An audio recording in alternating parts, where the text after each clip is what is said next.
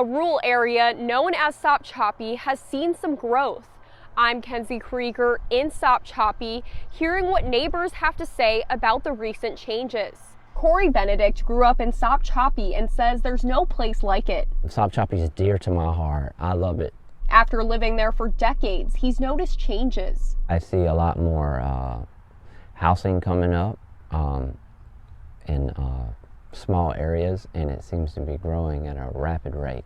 A population that is growing. I found that in 2020, Sopchoppy had a population of 426 people, and it went up to 480 this year.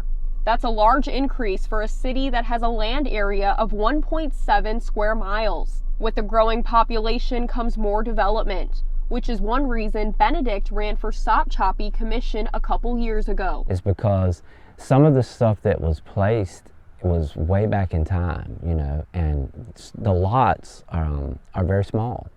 And currently you can come in and build 1 to 2 per lot, and that's a lot for such a small area. He hopes that the amount of lots built in Sopchoppy will be limited to avoid too much development.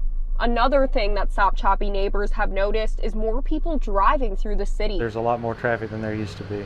Robert Pilkington owns a realty business in downtown Sopchoppy. He thinks the maps send more traffic here, but says less are likely to stop and visit the businesses. The traffic, they just kind of zoom by from point A to point B.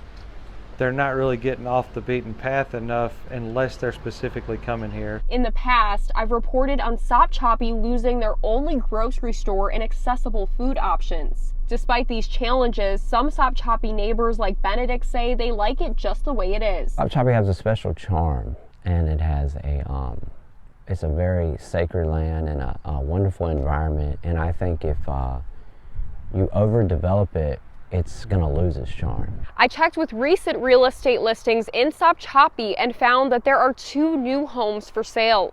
In Sopchoppy, Kenzie Krieger, ABC 27.